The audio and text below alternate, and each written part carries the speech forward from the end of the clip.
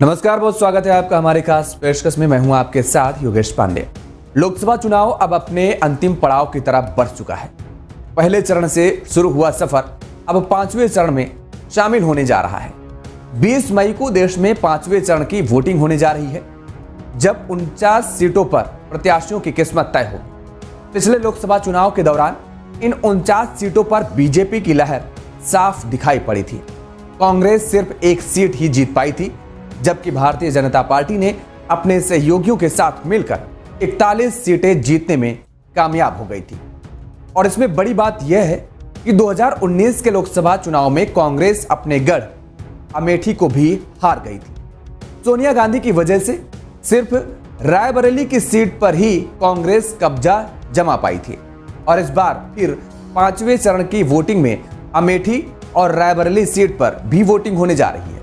इस बार रायबरेली में राहुल गांधी कांग्रेस की तरफ से ताल ठोक रहे हैं, तो दूसरी तरफ अमेठी में देश की सबसे पुरानी पार्टी ने स्मृति ईरानी के सामने के.एल. शर्मा को मौका दिया है। अब आपको बता दें कि पांचवें चरण की 49 सीटों पर 2019 में क्या समीकरण रहे और अब हो रहे चुनाव में क्या कुछ स्थिति नजर आ रही है।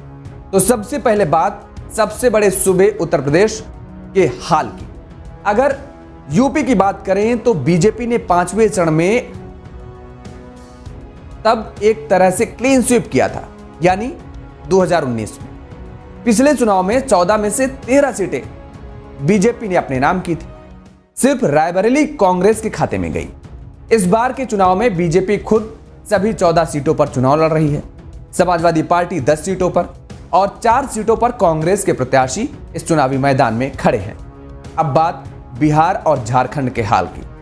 तो बिहार की जिन 5 सीटों पर वोटिंग होने जा रही है, पिछली बार उन सारी सीटों पर एनडीए का कब्जा था, यानी कि विपक्ष का सुपड़ा साफ हो गया था। और झारखंड की बात करें तो सभी तीनों सीटों पर भारतीय जनता पार्टी ने जीत दर्ज की थी। इस बार इंडिया गठबंधन क्योंकि बिहार और झारखंड में एकजुट होकर चुनाव लड़ रहा है। जानकार इस बार के चुनाव में मुकाबला तगड़ा और रोचक मान रहे हैं। पांचवें चरण में महाराष्ट्र की 13 सीटों पर भी वोटिंग होने जा रही है। पिछले चुनाव में एनडीए ने क्लीन स्वीप करते हुए सभी 13 सीटों पर अच्छे अंतर से जीत दर्ज की थी। उस चुनाव में एक बड़ी बात यह भी थी कि शिवसेना के खाते में 7 सीटें गई थी, वहीं बीजेपी ने 6 सीटें जीती थी। लेकिन इस बार एक बड़ा परिवर्तन हुआ है। परिवर्तन यह कि शिवसेना 2 भागों में बंट चुकी है, उद्धव गुट और शिंदे गुट। बीजेपी शिंदे गुट के साथ है, तो वहीं उद्धव गुट शरद पवार के साथ चल रहे हैं। और इस तरह एनसीपी का भी एक धड़ा बीजेपी के साथ है और दूसरा शरद पवार के साथ खड़ा है। महाराष्ट्र से आगे बढ़ते हुए अब बंगाल और ओडिशा के सियासी हाल को भी दरअसल समझ लेते हैं। पांचवें चरण में पश्चिम बंगाल की 7 सीटों पर वोटिंग होने जा रही है। पिछले चुनाव में ममता बनर्जी की टीएमसी ने 4 सीटें जीत ली थी, जबकि बीजेपी 3 सीटें जीतने में कामयाब हुई थी, यानी कि मुकाबला काफी कांटे का था। और इसी तरह ओडिशा में भी 5 सीटों पर वोटिंग हुई थी, जहां बीजेपी 4 सीटें जीतने में सफल रही, जबकि बीजेडी सिर्फ 1 सीट पर ही सिमट गई। अब बात पांचवें चरण की हाई प्रोफाइल सीटों की भी जरा कर लेते हैं और एक नजर डाल लेते हैं, क्योंकि कहने को पांचवें चरण में 49 सीटों पर वोट पड़ना है, लेकिन यहां भी कुछ ऐसी खास सीटें हैं जिन पर पूरे देश की नजरें टिकी हुई हैं। हम आपको बताएंगे इन हाई प्रोफाइल सीटों का समीकरण। तो राजनीति में चह और मात ना हो तो फिर क्या हो, कुछ यही अमेठी लोकसभा सीट की किस्मत में है। दरअसल 2019 के चुनाव में केंद्रीय मंत्री स्मृति ईरानी ने कांग्रेस के तत्कालीन अध्यक्ष राहुल गांधी को चुनाव हराया था, लेकिन कांग्रेस इस बार किशोरीलाल शर्मा को सामने लाई है और अमेठी में किशोरीलाल शर्मा के बहाने चिड़िया से बाज लड़ाने की कांग्रेस ने तैयारी की है, जिसका जिम्मा खुद कांग्रेस महासचिव प्रियंका गांधी ने संभाला है। प्रियंका गांधी की टीम ने अमेठी में डेरा डाल रखा है, लेकिन इस बार प्रियंका का प्लान कामयाब होगा या नहीं, ये तो आने वाला वक्त ही बताएगा। और सबसे बड़ी बात यह है कि प्रियंका गांधी के साथ ही एक पूरी मैनेजमेंट की टीम अमेठी में डेरा डाल रखी है। अब प्रियंका का प्लान कामयाब होगा या फ्लॉप, इसकी बानगी 20 मई को देखने को मिलेगी। अब बात रायबरेली सीट की। यहां पर पिछले चुनाव में सोनिया गांधी की जीत जरूर हुई, लेकिन हार और जीत का अंतर काफी कम हो गया था। यहां बीजेपी के प्रत्याशी दिनेश प्रताप सिंह स्थानीय लोगों के बीच आसानी से उपलब्ध रहते हैं। वो योगी सरकार में मंत्री भी हैं, इसलिए रायबरेली में एक वर्ग उनके पक्ष में है। लेकिन यहां एक तबका ऐसा भी है जिसका मानना है कि अगर इंडिया गठबंधन की सरकार बनी तो राहुल प्रधानमंत्री बन सकते हैं। सरकार बनने पर गांधी परिवार यहां का विशेष ख्याल रखेगा। अब रायबरेली में अमेठी जैसा हाल राहुल गांधी का ना हो, इससे बचने के लिए कांग्रेस हर ब्रह्मास्त्र का इस्तेमाल करती नजर आ रही है। उधर और आगे बढ़ते हैं तो सूबे की राजधानी लखनऊ पहुंचते हैं।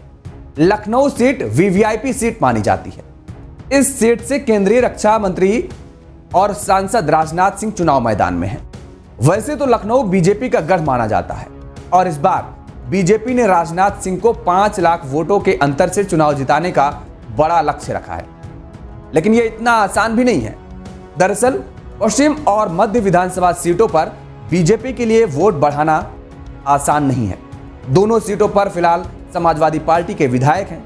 लखनऊ मध्य से रविदास मेहरोत्रा 2022 के विधानसभा चुनाव में जीत दर्ज की थी और अब लोकसभा चुनाव में वो राजनाथ सिंह के सामने चुनावी रण में है। तो 5वें चरण में बिहार की सारण सीट पर भी वोट पड़नी है। यह भी सीट बेहद हॉट सीट मानी जा रही है।